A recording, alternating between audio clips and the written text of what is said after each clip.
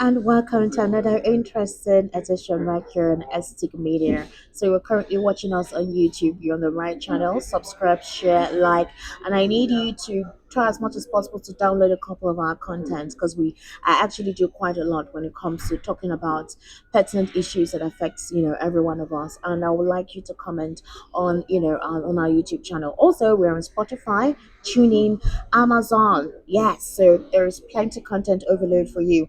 And it's not just politics that we discuss here. There is tech vibes, there is food pod, there is fashion and lifestyle, there's poetry, there is news, there is business report.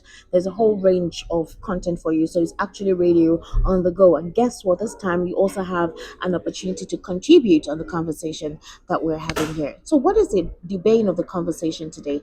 It's concerning what's going on in the National Assembly. I'm going to read it out because it's from an online newspaper, and they actually do more of investigative journalism. Okay, so there is crisis brewing at the National Assembly. Okay, where legislators are outraged that principal lawmakers like Senate President Godswill Akpabio and Speaker Tajuddin Abbas are looting at breakneck speed the 500 billion naira palliative funds earmarked to cushion the harsh impact of fuel subsidy removal on poor Nigerians. Now, sources actually told the People's Gazette, so they carried on with the investigative angle of it. We do have investigative journalism, although it's not a practice that is common in this part of the world because it can be financially inclusive, but yet there are some media organizations that are specifically known for investigative journalism.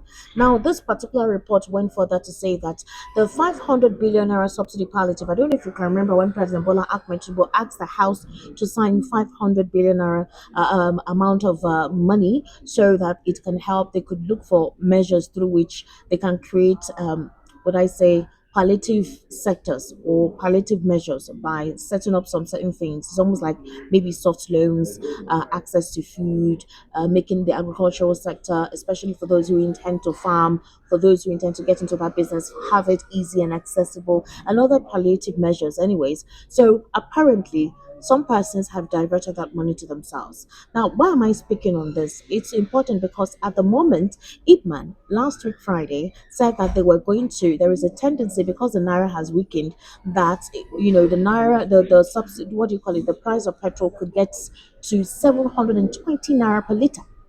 Now that worried a lot of Nigerians because if you have that amount of money, that sporadic increase, it would affect every sector of the Nigerian economy, specifically food and transportation. Those are the two viable sectors in this country. People want to go to work, people want to earn their income. So if it's difficult for them to access to get to their destinations, then you do know that it's not going to be easy. And also there is going to be value added tax on diesel. So you do have diesel having to sell for 900 and something naira to 1000 naira per liter of diesel. And manufacturers are saying they are going to close up. Business owners are going to have to close shop, which could result in what loss of jobs and more people being rolled back into the labor market. But let's talk about the 500 billion naira subsidy removal that is being redirected to personal pockets.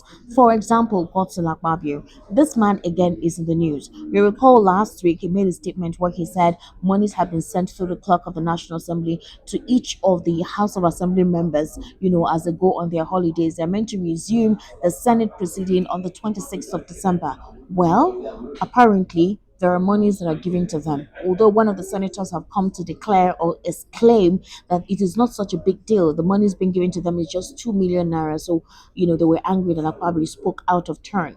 But what is going on with the kind of what do you say, the members that have been constituted by President Bola Ahmed Tinubu?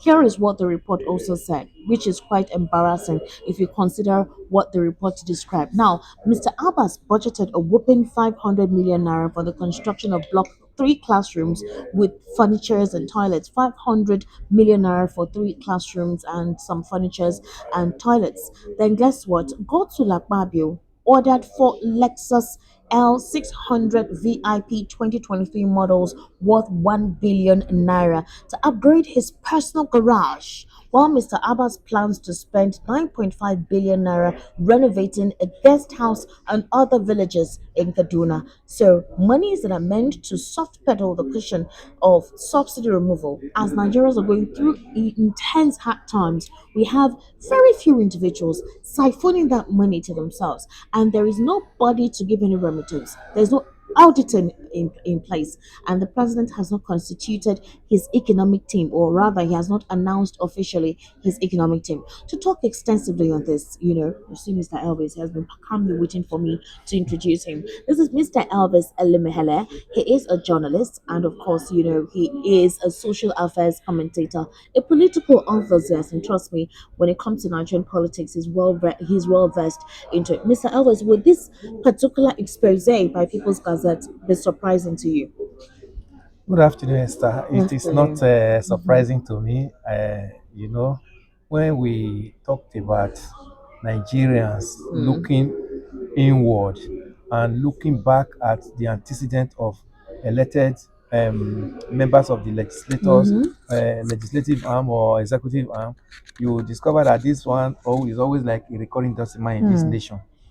Akpabio has been commissioner in Akwa Ibom State Mm-hmm. before he became governor for 8 years. Then he became a senator, he became a minister, and now he's back to the Senate as Senate president. Look at the antecedent of this man since the democratic era began in Nigeria, Mm. 1999 to this moment. He's been Mm. in government. So he's used to the flamboyancy that exists in Nigeria government space. Wow. Yes, the atmosphere of Nigeria government space is laced with a lot of flamboyancy. So part of what those things is what you are saying now. He wants to upgrade his fleet of cars. If you see his convoy, there was a time he even put it on Facebook, his Mm. convoy to the office. He has barely stayed 2 months. When was the proclamation? The inauguration of the house was, I think it was on the 13th of June.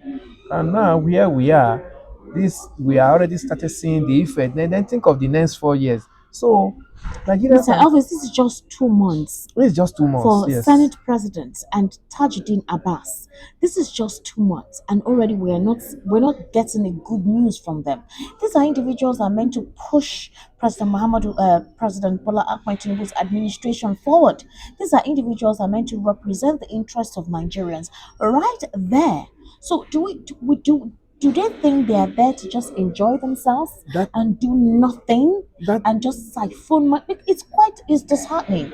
If you know what Nigerians are currently going through at the moment, how painful it is. I'm working for somebody. I don't even think any individual wants to be an entrepreneur now, no, because you're thinking of how you want to get funds to pay your staff. Remember that if you're just starting off, if you're a first time business owner, you're definitely going to invest your own capital for almost 2 or 3 years before you begin to see profits in your business. So I need you to understand where the pain is coming from, because it's not an easy fit. Mr. Elvis, you told me that you went to the island today yes. and you returned. I was shocked. Have you, if you're in, I'm sorry, well, I don't know where you're watching this video from, but if you've been to Lagos and you reside on the mainland and you decide to embark on a journey to the island, because of how the road is usually so busy, they usually experience long queues, traffic on that route. So it's not a route that mainlanders like to go to because of the traffic experience. Mr. Elvis, I called him at particularly almost 9:30 to 10, and by 10 minutes past 11 or 5 minutes past 11, Mr. Elvis was here. The road is free. People are not going to work People with don't their drive vehicles. No again. one is driving. Even those of us that have taken the bull by the horn to drive, Esther, it is really telling on. I told you that if I get to the filling station before now, I'll buy fuel like 3,000. But today I've spent 6,000, and the quantity of fuel in my tank now may not even take me home. That is to tell you what is going on. But these people don't feel this. They don't even believe that Nigerians are suffering because they've shielded themselves away from us, the Nigerians. Hmm. They live in a like an island that is laced with gold. They said that got the opportunity to be in power. Mm-hmm. Why those of us who voted them are called the common men? We are called different kind of name. We are called the poorest of the poor. They give us names to really deject us, the names to really make us not to be able to look onto them. That's exactly what you're saying. The man that is there as president of Nigeria, Bola Ahmed Tinubu, ought to have come up with a template that Okay. his government is going to take. Here, Come, here, here is something, Mr. Elvis. I do sincerely apologize.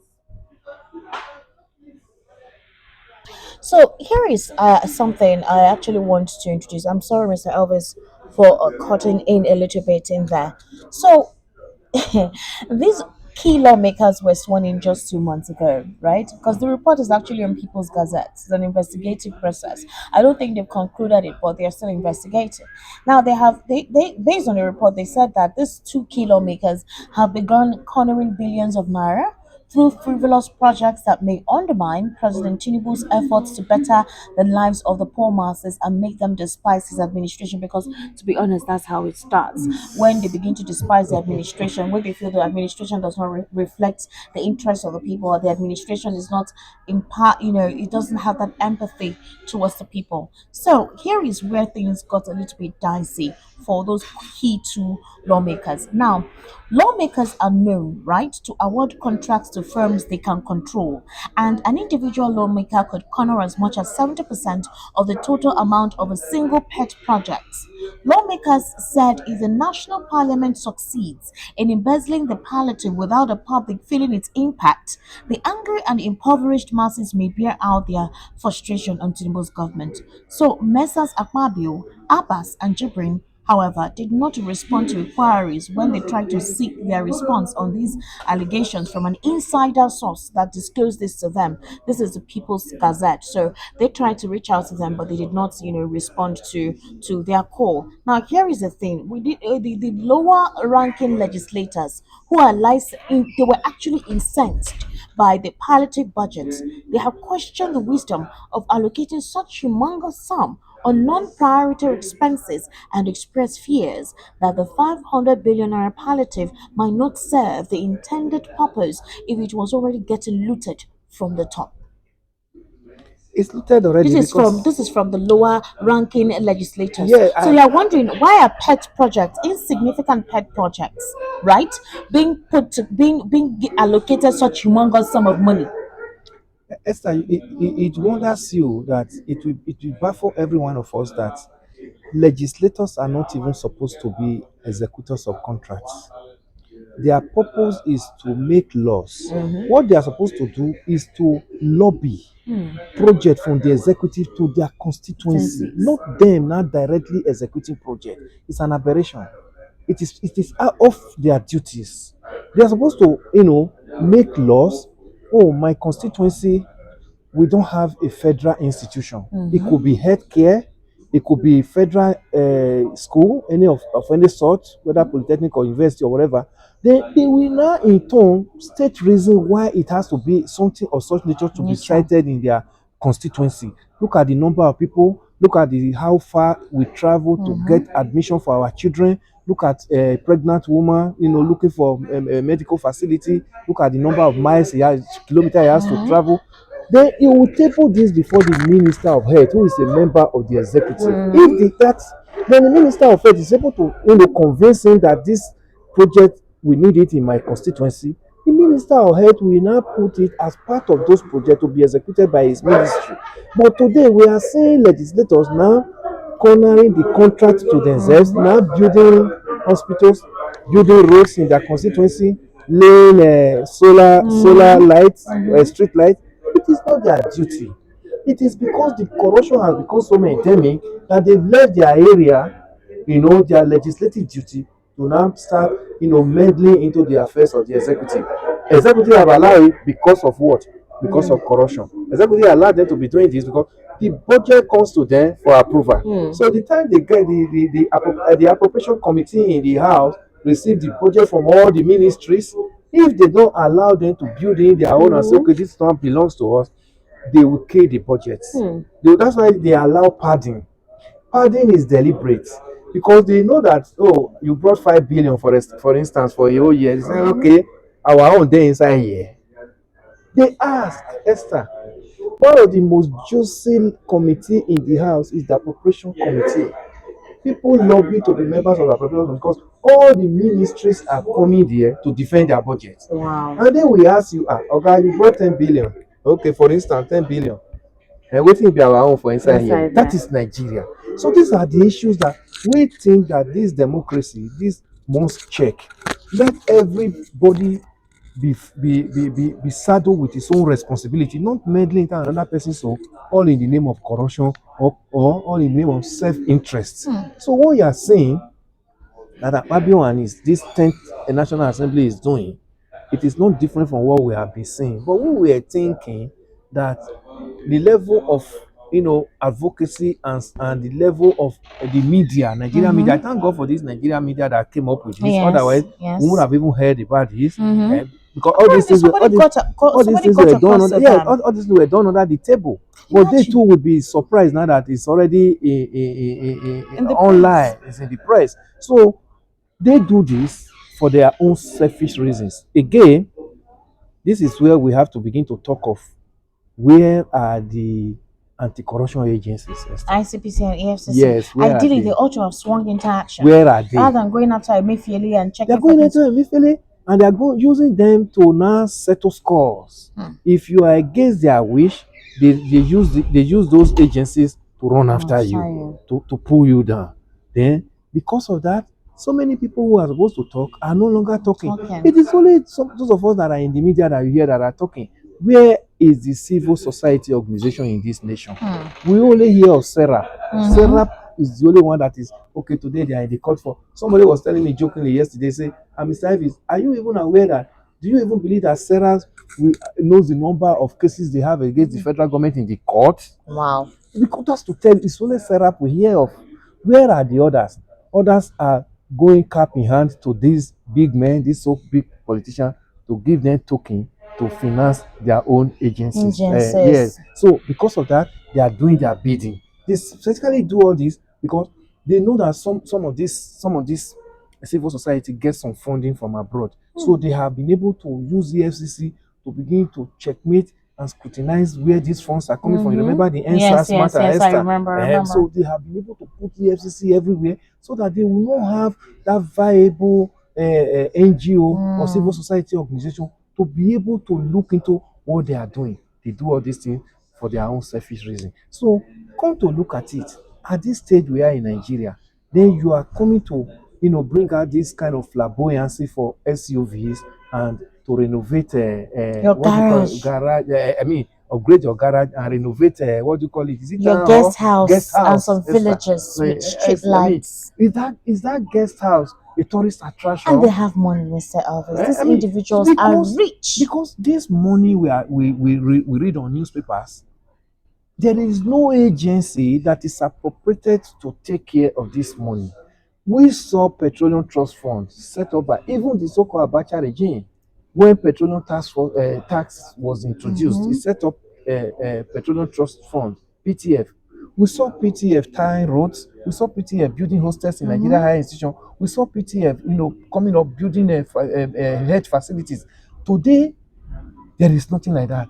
We saw Shopee. Jonathan's government set up Shopee when he wanted to remove the subsidy in 2012. Shopee was going to be talking about transportation for Nigeria, taking care of the money that is going to come from the palliative, from the subsidy. Shopee will now find a way to, invest it on Nigerians. But this administration have removed subsidy. We have seen 2 months gone now. This administration have not announced to us that this is the agency that is saddled with the responsibility of managing this subsidy. So what we are going to see is that by the end of 2023, 2024, you will see that nothing will change in the life of Nigerians because the same way they are sharing to buy cars now, to renovate guest houses, that's nobody has told us now. They are all on recess now.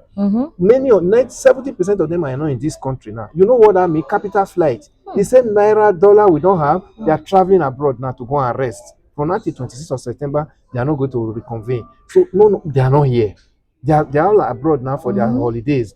Then all these are what they do, and at the end of the day, when they come back, they tell Nigerians tighten your belt. Nigerians don't have waste any longer. We don't even have waste, and we don't even have the money to buy the bet. So if the laws actually work, there is supposed to be law where you recall your Yes. legislator, but it will not work because of corruption, because of we are so poor. By the time you raise it, the person that raised it, oh, we want to record this legislator, they look for a way to bring him into the same fold. That's true. Right? So when they bring in somebody who have not counted 1 million before, somebody is telling you, why are you, trying to embarrass Oga? Oga say we should come and see you. When they come to see you, what you have never seen before. That's why you see tomorrow you see cross carpeting is going to happen. Exactly. So It's many, the obvious. even the so-called, It's quite unfortunate, yes, I must you say. made mention of the low level Yes, they were the ones who legislators. now brought it up and Yes, said, Esther, "Is this how it's Esther, going to you continue?" still heard of them now because the house has just reconvened. Mm, If after 1 year, 2 years, 3 years, this is going on, it's 4 years. mm, If it's going on in this manner, they are just watching their mates living flamboyantly. They are not living. They are not mm. living like up to the expectation of their mate. Many of them are going to cross carpet. They are going to cross so that they will belong to the system, and the system will not take care of them. Benefit them. Because you cannot imagine you, a legislator, driving an SUV, and myself driving one rickety Mm, vehicle. People, even your own constituents, say, "Oh God, then cost you." We mm. have we have so degenerated to that level that say, "Oh God, then cost you from your village." See your mates. You understand? So when that comparison start coming in, the next thing is that, man, let me join the mainstream. Let Mm. me see if I will be able to get it. 70% of these legislators that are still talking about now, we are still seeing that they are still going Mhm. to cross carpet. If after the tribunal and the Supreme Court has settled this matter Mhm. and say, okay, this is now the government that will take care of this next 4 years, many of them are going to cross carpet. We are still going to have that issue. We are still going to discuss it here. So they want to belong to where It's it will be harvest. juicy for And them to I come don't in. want to even keep talking about this because it's too disheartening to imagine. It's too disheartening to continue to contend with. However, I would like to know what you think on the comment section. Kindly subscribe, share, follow, like, comment. Comment. I need your comment. I need to know what you think about this particular expose by the People's Gazette, newspaper. They actually did an investigative journalism in this case. Although we will still see more on this particular development. We'll get to see how it continues. But then I would like you to continue to be part of this channel. Like I told you earlier, subscribe, like, share. Download most of our content on other view and listening platforms and just enjoy yourself. Indulge. Thank you.